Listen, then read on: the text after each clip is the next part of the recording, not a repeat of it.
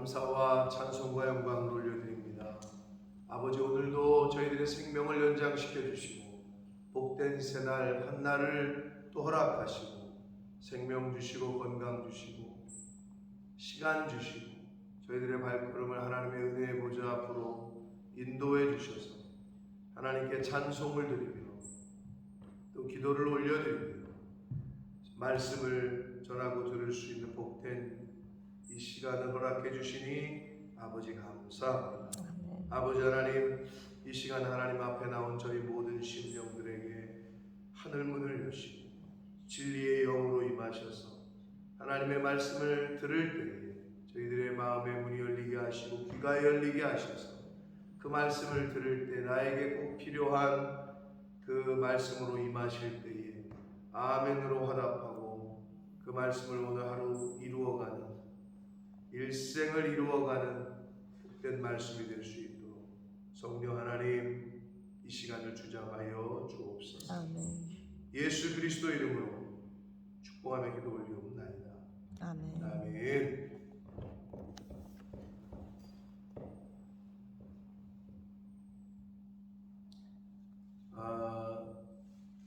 다니엘서 11장을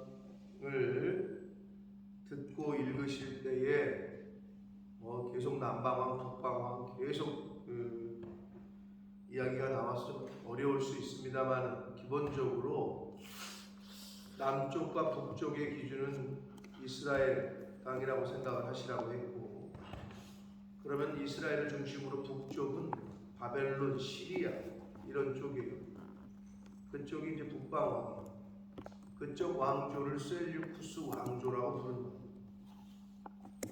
그것까지도 기억 못하셔도 좋습니다만 이스라엘을 중심으로 북쪽 시리아 땅을 말한다.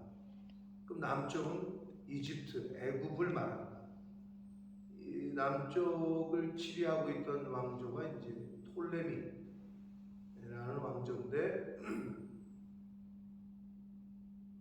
그러니까 다니엘서를 우리가 읽을 때 특히 이제 그 10장, 11장, 12장을 읽을 때에 남방왕, 북방왕, 헬라의 알렉산더가 죽자 4명의 신하가 분할 통치를 하게 됐는데, 그런 열강 속에서 이스라엘이 고래 싸움에 뭐가 터진다는 거지? 맞나? 새우 싸움에 고래 싸움에 새우 등이 터진다. 고래 싸움에 새우 등이 터진다. 그러니까 그것처럼 중간에 껴가지고 약간 우리나라랑 비슷해요. 우리나라의 역사, 주변의 열강들 속에서 계속 어려움을 당했단 말이에요. 그러니까 헬라 제국의 알렉산더 중심 축이 무너지니까 그 밑에 있던 장군들이 분할 통치를 하면서 지금 이야기는 시리아 쪽의 셀류쿠스, 그리고 이집트 쪽의 남쪽의 톨레미 계속 전쟁을 한단 말이에요. 전쟁했다가 하침했다가 또다시 복수를 하고 또다시 복수하고, 이쪽에서 죽이니까 이쪽에서 또 치고 계속 이 얘기를 하고 있는 건데, 이 다니엘서는 지금 이거를 어디로 끌고 가느냐 하면 안티오쿠스 4세 에피파네스로 끌고 가는 거예요. 왜? 그가 이제 성경학자들은 그 사람을 적그리스도의 모형이다 이렇게 이제 보는 거고, 실제로 이스라엘 역사에 있어서 아주 적그리스도가 할 짓을 했지요. 유대인들을 많이 죽였고 성전을 더럽히고 하지 못할 짓을 했단 말이에요. 이제 그렇게 이제 글로 끌고 가는 거예요, 스토리를. 그 중간에 우리가 있고, 오늘 이야기도 어제에 이어서 이제 어제 이야기가 또 기억이 잘 안 나실 수 있는데, 이 북쪽과 남쪽이 계속 전쟁을 했어요. 자, 그러다가 어제 이야기가 어디서 끝났냐 하면 북쪽의 왕 셀류쿠스 2세가 남방 왕 톨레미 쪽에 남방 남쪽 왕의 왕궁으로 쳐들어갈 것이나 자기 본국으로 물러가. 즉 점령을 못해 이 셀루쿠스 2세. 그래서 10절에 시작하는데 오늘 그의 아들들 2세의 아들들이니까 셀루쿠스 3세 그리고 안티오쿠스 3세. 자, 셀루쿠스 3세는 그 안티오쿠스 2세 아들이었는데 이게 또 그 역사의 기록에 의하면 전쟁을 준비하고 심히 많은 군대를 모아서 물이 넘친같이 나아올 것이며 그가 또 와서 남방왕의 견고한 성까지 칠 것이고 남쪽에 이 톨레미 4세를 또 쳐요. 그러니까 아버지가 못한 거를 아들이 하는데 그러다가 이 남방왕이 크게 노하여 나와서 북방왕과 싸울 것이다. 아버지가 못한 거 자식들이 가서 또 하고 또 이쪽에서 여기를 치니까 이쪽은 또 당했다가 그 다음 때 자식이 또 다시 이쪽을 치고 계속 전쟁의 그 악순환이 계속됐어요. 실제적으로 이 당시에 이제 그 얘기를 계속 보여주고 있는 거고요. 북방왕이 큰 무리를 일으킬 것이나 그 무리는 그의 손에 넘겨준 바 된다. 자, BC 219년 팔레스타인, 그러니까 이스라엘 주변 지역 라피아라는 지역에서 남쪽과 북쪽이 붙었는데 남쪽의 왕 당시의 톨레미 4세가 이겼대요. 역사적으로 그 얘기를 한 거예요. 12절 보시면 그가 큰 무리를 사로잡은 후에 그의 마음이 스스로도, 그러니까 남쪽과 북쪽의 한판 붙은 전쟁에서 톨레미 4세 남쪽 이집트의 왕이 이기니까 그의 마음이 스스로 높아져서 즉 교만해져 가지고 이 이집트를 중심으로 그 남쪽의 왕이 톨레미 왕조였다고 했는데 이 톨레미 4세가 북쪽과의 전쟁에서 한판 이긴 다음에 스스로 높아져가지고 수만 명을 엎드릴 것이라고 했는데 이게 유대인 당시의 기록에 의하면 4만 명을 학살을 해요.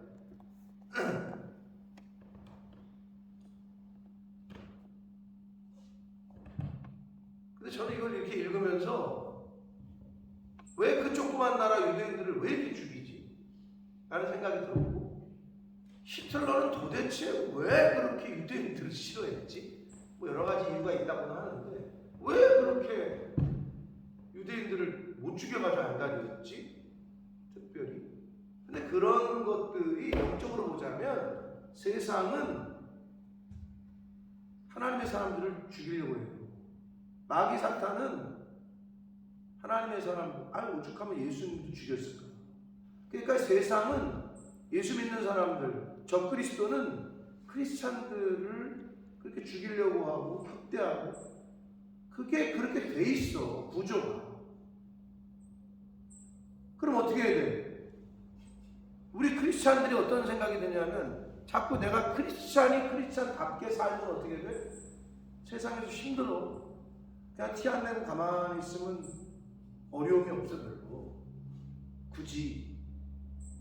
그러니까 크리스찬이 크리스찬으로서의 정체성을 확실하게 갖고 살아야 되는데 그러려면 세상에서 여러 가지 화살을 맞아야 돼. 직장 생활할 때 힘들어. 그러니까 이제 가만히 이렇게 있는 거지. 그러면 편해. 근데 자꾸 이걸 내가 크리스찬이 크리스찬답게 살아야 되는데 그러려고 하니까 세상에 여러 가지 힘들고 귀찮고 이거를 또 그냥 그들과 싸워야 되고 한마디로 싸워야 되니까 그냥 조용히 이렇게 돼버리게끔 만드는 거지. 사단은, 세상은. 아니 남쪽하고 북쪽하고 싸웠는데 왜 유대인을 4만 명을 죽였는지 저도 그거를 찾아보면서 이유는 별로 없더라고요. 이유가 있다면 아니 남쪽과 북쪽 전쟁을 우리나라도 그랬잖아요. 뭐 청한테 붙을 거야, 명한테 붙을 거야, 명나라에 붙어야 돼, 청나라에 뭐 이런 게 많잖아요. 우리 역사상. 그때 죽인 이유는 이놈들이 우리 이스라엘 사람들이 북쪽의 편을 들었다는 이유로 남쪽 왕이 전쟁에서 이기니까 싹 죽인 거야. 요것들 니네 봐. 니네 보니까 니네 저쪽 편 들은 것 같아. 니네들 다 죽여. 이렇게 됐던 거지. 그 틈바구니에서 역사 속에서.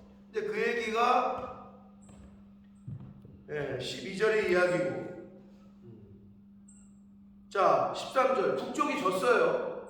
그래서 북쪽 왕은 가만히 있어도 돌아가서 다시 군대를 전보다 더 많이 준비하여. 당연한 거 아니겠어? 이제 또 일을 가는 거지. 어떻게 하면 복수를 할까? 더 많이 준비하였다가 몇 대 곧 몇 해 후에 대군과 많은 물건을 거느리고 오리라. 자, 요게 북쪽 왕 안티오쿠스 3세.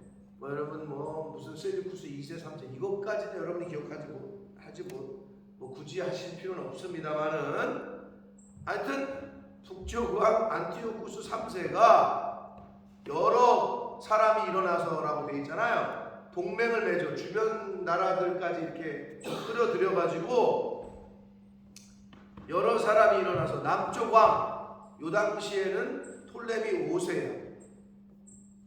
남쪽 왕을 칠 것이요. 톨레미 4세가 죽고, 그러니까 남쪽하고 북쪽하고 전쟁했을 때 남쪽을 이기게 했던 톨레미의 4세가 죽고, 세력이 좀 남쪽이 좀 약해졌어. 5세가 왕이 됐는데 걔가 7살이야. 그러니까 북쪽에서 볼 때는 요거 봐라, 찬스다. 그래가지고 밀고 내려온 거예요. 자, 그런데 여기서 내 백성 중에서도, 여기서 말하는 내 백성이 뭘까요? 지금 이거 가브리엘 천사가 히데겔 강가에서 지금 환상으로 말씀하는 거 아니에요? 다니엘에게? 그러면 내 백성이 누구야? 이스라엘 백성이겠지 당연히.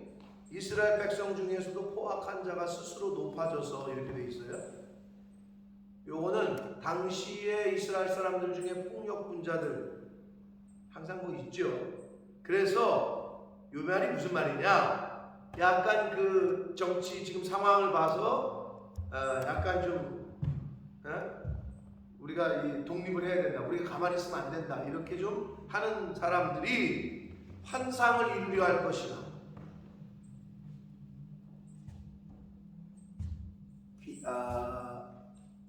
일제시대 때 우리 국민의 환상은 뭐예요? 광복이죠. 해방이죠. 유대인 4만 명이 죽었다고. 자기 민족이. 누구한테? 남쪽, 북쪽? 남쪽, 북쪽? 남쪽. 헷갈리시면 안 돼요. 계속 좀 따라오고 계시죠.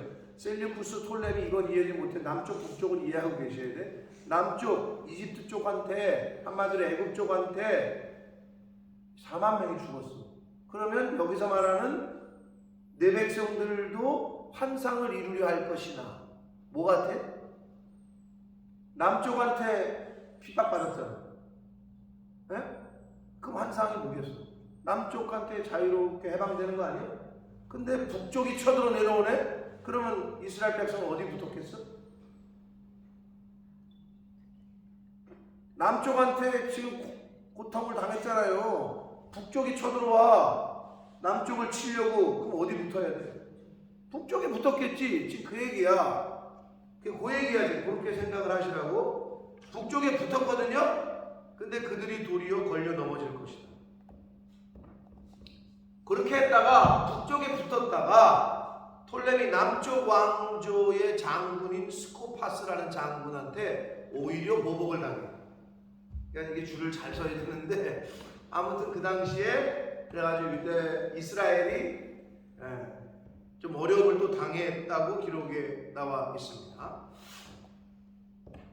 자, 그래서 이 북쪽 왕은 와서, 셀류쿠스 왕조라고 그랬어요. 북쪽이 셀류쿠스 왕조인데 또 왕조를 그냥 셀류쿠스 1, 2, 3세 이렇게 하면 얼마나 편해, 그죠?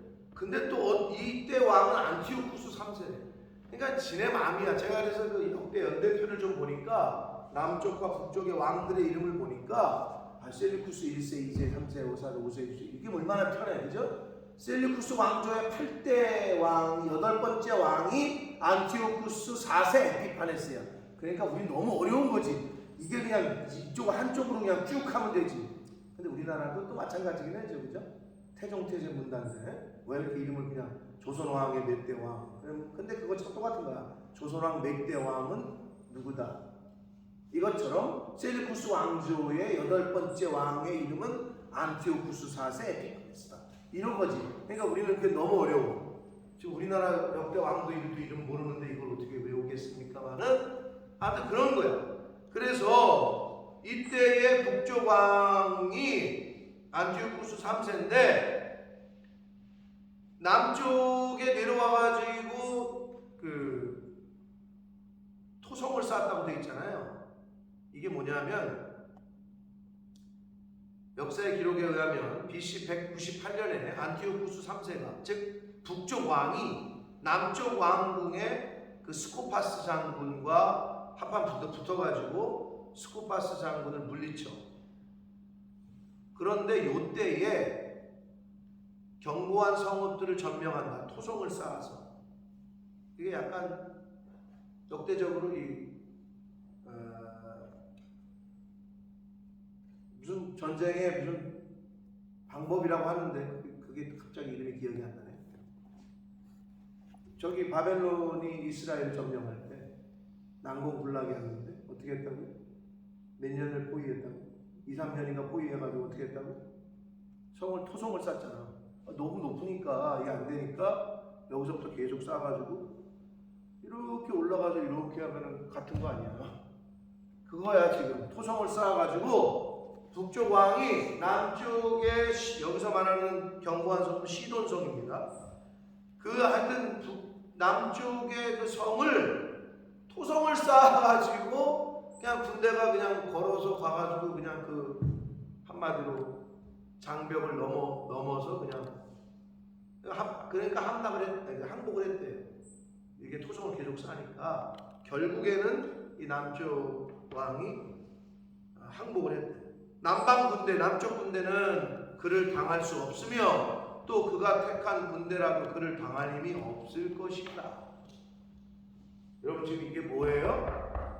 예언이라고. 근데 이렇게 자세하게 말씀을 다 해놓으셨어. 나 이걸 여러분 우리가 생각을 잘해. 그러니까 아무 생각 없이 들을 게 아니라 지금 하나님께서 세계 역사의 하나 몇 번째 왕이 뭐가 되고 어떻게 하고 한 왕이 이거를 다 예언했는데 세계사 실제 역사를 공부한 학자들이 이거를 훗날에 맞춰 보니까 야 헬라의 그 한 왕 힘센 거는 알렉산더고 그 다음에 얘는 이 왕이고 이 왕 이게 다 맞아 떨어지니까 놀랄 수밖에 없겠지. 그러니까 역사학자들이 볼 때는 역사는 제2의 성경이다라고 하는 말이 그래서 나오게 된 거예요. 이게 지금 예언을 하신 거라고 인류의 역사를. 근데 이게 훗날 후대 사람들이 보니까 이게 다 맞아 떨어지니 이게 얼마나 무섭겠어요. 우리같이 공부를 많이 안 하니까 이게 그렇지 공부를 해가지고 연구를 한 사람들은 성경이 살아있는 책이다라고 인정을 할 수밖에 없게 되어지는 거죠. 이게 얼마나 참 소름 끼치는 이야기입니까? 당할 힘이 없을 거래요. 그래서 실제로 남쪽 왕이 항복을 해요. 16절 보세요. 재미난 얘기가 더 나옵니다. 여기서 오직 와서 치는 자. 이건 안티오쿠스 3세야. 북쪽 왕 토성 쌓아가지고 그 함락시킨 자기 마음대로 행하리니 그를 당할 사람이 없겠고 그는 영화로운 땅에 설 것이요. 이스라엘 땅에 설 것이라는 얘기야. 영화로운 땅. 그의 손에는 멸망이 있습니다. 자, 안티오쿠스 3세라 그랬죠? 네? 네. 자, 여기서 이제 안티오쿠스 4세가 나타나겠지. 이제 점점 지금 이 다니엘서의 후반부는 안티오쿠스 4세 에피파네스에게 점점 이제 초점이 맞춰지고 있다고 그랬어요. 17절 그가 결심하고 전국에 힘을 다하여 이르렀다가 그와 화친할 것이요 또 여자의 딸을 그에게 주어 그의 나라를 망하게 하려 할 것이나 이루지 못하리니 그에게 부익하리라. 자, 여기까지 읽으시고 저를 보세요. 자, 북쪽 왕이 남쪽으로 쳐들어가서 한판 붙어가지고 이겼어. 그래가지고 어떻게 했느냐? 역사의 기록에 의하면 그 이후로 팔레스타인 지방은 이집트 쪽한테 한동안 절대 침략, 톨레미가 다시 이 팔레스타인 지방을 먹지를 못해요. 자, 그런데 안티오쿠스 3세가 전쟁에서 한판 크게 이기니까 이번에 아주 톨레미 쪽 남쪽을 아주 싹쓸이 하려고 대군을 이끌고 이제 한번 큰 전쟁에서 이겨서 이제 자신감이 붙었잖아. 그래서 남쪽 톨레미를 완전히 이제 죽이려고 내려오는 찰나에 그때의 세계 정세 가운데 한 또 뜨는 나라가 있었으니 그게 누구야? 헬라 다음이 어디예요? 로마가 뜨고 있었어. 근데 이렇게 보니까 이쪽 북쪽에 있는 셀류쿠스 왕조가 얘네가 너무 커질라 그러네. 이제 대군을 이끌고 내려오는데 로마가 개입을 해. 야, 너네 안 될 것 같아. 그냥 평화, 야, 너네 거기까지만 해. 너네가 이걸 다 먹으면 이제 자기네도 위험하니까 거기까지만 해. 그렇게 한 거야. 그러니까 안티오쿠스 3세가 내려가려다가 못 내려가. 남쪽으로. 이집트 땅을 다 못 먹어. 그래가지고 어떻게 했느냐. 그 중재안을 받아들이고 나서 다음 계략을 쓴 게 지금 이 얘기예요. 다시 한번 읽을까요? 거기를. 그가 결심하고 전국의 힘을 다하여 이르렀다가 그와 화친할 것이고 남쪽과 화친한다는 거예요. 여기 이제 안 나와 있습니다만은 역사 속에서는 로마가 중재를 했대요. 또 여자의 딸을 그에게 주어 그의 나라를 망하게 하려 할 것이나 이루지 못하리니 그에게 무익할 것이다. 요거는요. 그래서 안티오쿠스 3세가 어떻게 했느냐? 톨레미 쪽하고 화친을 하면서 딸을 줘. 그 당시에 톨레미 왕한테 자기 딸을 줘요. 그 딸의 이름이 누구냐? 여러분 다 아시는 클레오파트라예요. 물론 여기서 클레오파트라는 로마의 그 시저와 안토니우스하고 관련 있던 클레오파트라의 동명이인입니다. 헷갈리시면 안 됩니다. 아무튼 그 클레오파트라야. 근데 이 훗날 이 클레오파트라가 누가 되느냐? 애굽의 이집트의 최초의 여왕이 돼. 아무튼 그래. 그럼 무슨 말이냐? 남쪽의 아버지의 시리아의 딸인데 보냈어. 보낸 이유는 뭐야? 가가지고 네가 남쪽을 다 먹어라. 이렇게 해가지고 보냈거든? 근데 이 세상 뜻대로 되나? 아, 이놈의 기집애가 가가지고 남편을 사랑하고 톨레미 왕조 사람이 돼버려. 아버지를 배신한 거지. 예상치 못한 일이 발생했네. 그래서 자기 뜻을 이루지 못했거든요. 아버지는 딸을 보내가지고 이쪽을 먹으려고 했는데 이 딸이 가더니 톨레미 쪽으로 돌아서 버려. 황당한 거지. 자기 뜻대로 안 돼요. 세상은 진짜. 그 얘기가 그 얘기야. 그의 나라를 망하게 하려 할 것이나 이루지 못하리니 그에게 무익할 것이다. 자기한테 무익할 거라는 거야, 그 딸이. 근데 역사 속에서 그렇게 실제로 이 클레오파트라는 여자가 일로 시집으로 왔는데 아버지가 원하는 대로 움직여주지 않고 오히려 톨레미 쪽 왕조 사람이 되면서 이집트의 애굽의 최초 여왕으로 기록이 되게 됩니다. 참 세상 만사 참 요지경이에요. 그러니까 아버지 쪽에서 볼 때는 배신이고 무익한 거지. 지금 그 얘기를 성경이 예언을 한 거예요. 자, 그 후에 그가 그의 얼굴을 바닷가로 돌려 많이 점령할 것이나 한 장군이 나타나 그의 정복을 그치게 하고 그 수치를 그에게 돌릴 것이므로 그가 드디어 그 얼굴을 돌려 자기 땅 산성들로 향할 것이나 거쳐 넘어지고 다시는 보이지 아니할 것이다. 자, 안티오쿠스 3세 이집트를 못 먹었어요. 결국은. 그러다가 안티오쿠스 3세가 이 로마의 장군 스키피오라는 장군에게, 여기서 한 장군은 그래서 역사학자들은 로마의 당시의 장군 스키피오라고 보는데, 아무튼 로마가 개입을 하면서 안티오쿠스 3세가 이 북쪽 왕이 패해요, 로마한테. 그래서 역사적으로 아파미아 조약이라는 걸 체결해요. 이 북쪽 왕이 소아시아 지역에서 완전히 철수하는 조약이야. 너는 이제 이 팔레스타인 지방에서 철수를 해. 그런 한마디로 굴욕적인 조약을 맺고, 그것뿐만 아니라 전쟁에서 패했잖아요. 그래서 자신의 아들을 포함한 약 20명의 고관들을 볼모로 보내요. 우리나라 역사랑 비슷해. 우리나라도 삼전도 굴욕 있잖아요. 삼전도 굴욕. 남한산성이죠. 집사님 보셨지? 남한산성 영화 못 봤어? 그거 좀 보세요. 그 유명한 영화인데. 인조인가요? 인조인가요? 남한산성 굴욕. 남한산성에서 결국은 삼전도 많죠. 삼전도. 그래서 우리나라 왕이 청나라인가? 뭐 청나라인가? 청나라인가? 해가지고 가가지고 머리를 이마를 왕 앞 저기 있는 황제 앞에서 이마를 여기 바닥에 3번 찧었대잖아요. 그걸 삼전도 굴욕이라고 하는데, 이 북쪽 왕 안티오쿠스 3세가 자기 아들을 포함한 20명을 볼모로 보내. 그때 그 아들이 안티오쿠스 4세야. 걔가 그래서 다니엘처럼 포로로 끌려간 거야. 볼모로. 근데 거기서 로마한테 이걸 잘해. 로마한테 이거를 잘해가지고 잘 있다가 이걸 잘해가지고 다시 셀류쿠스 자기네 나라 땅에, 이제 로마가 이겼잖아.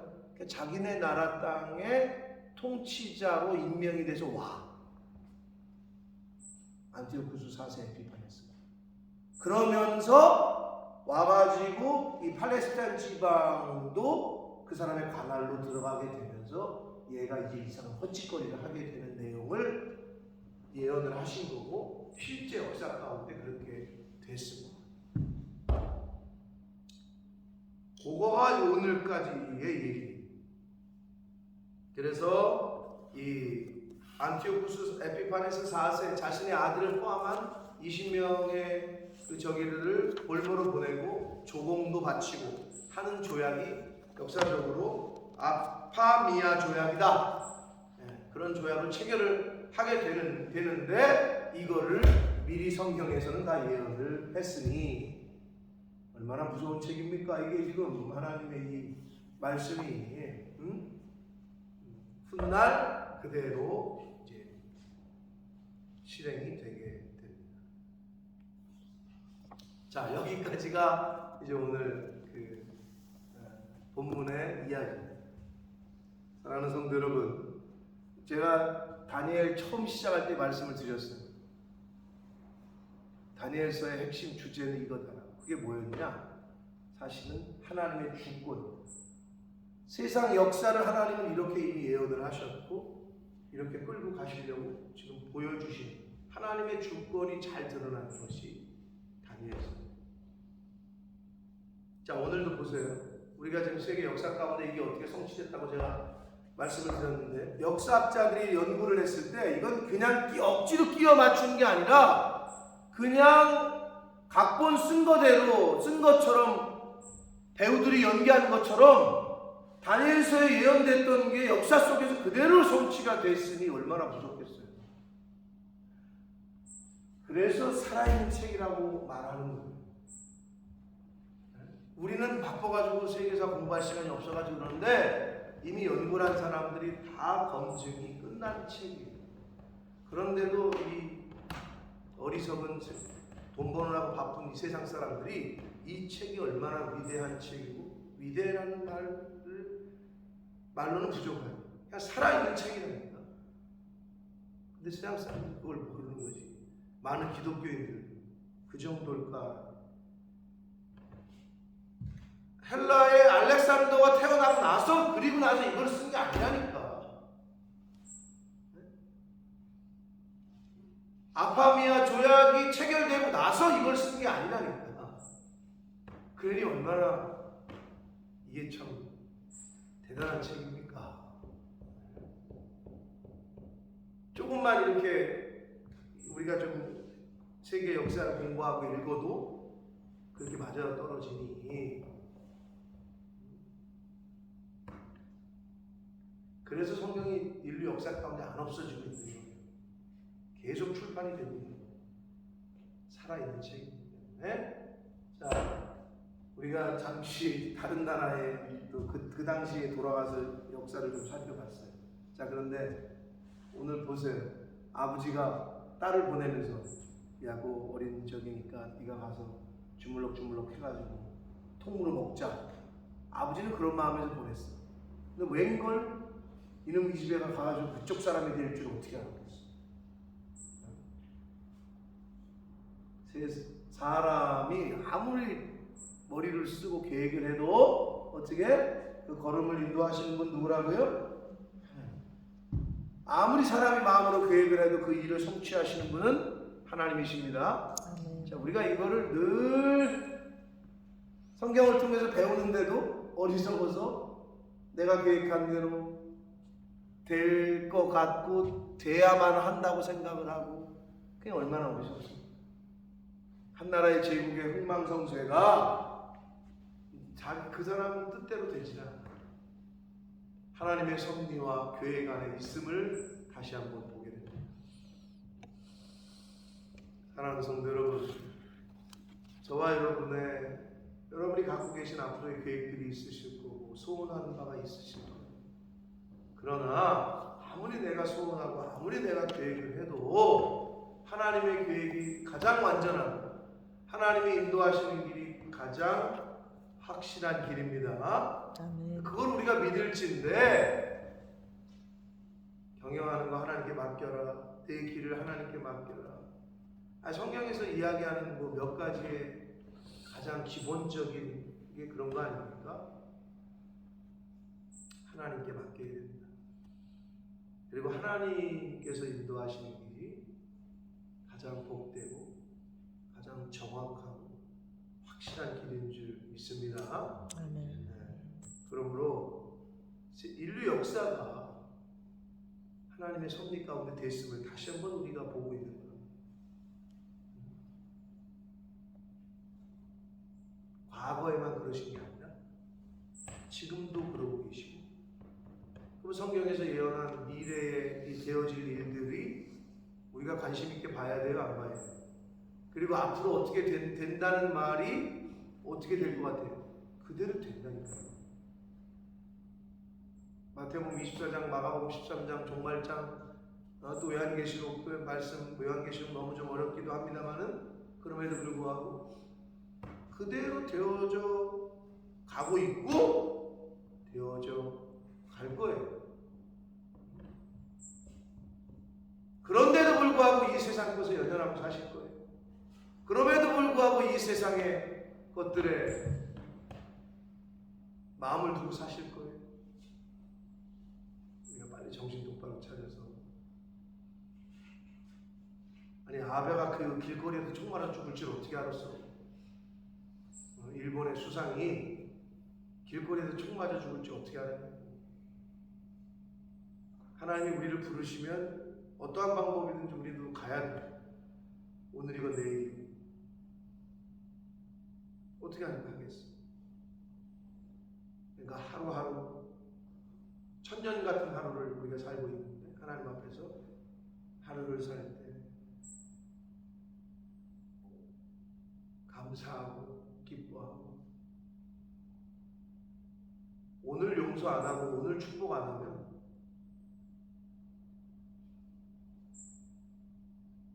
용서 못하고 사랑한다는 말 못하고 그냥 끝날 수도 있는 게 인생이에요.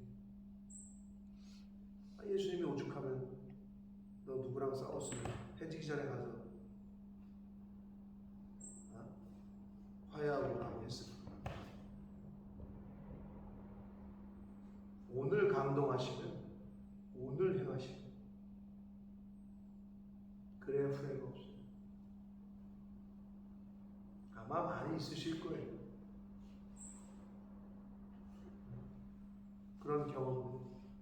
제 선배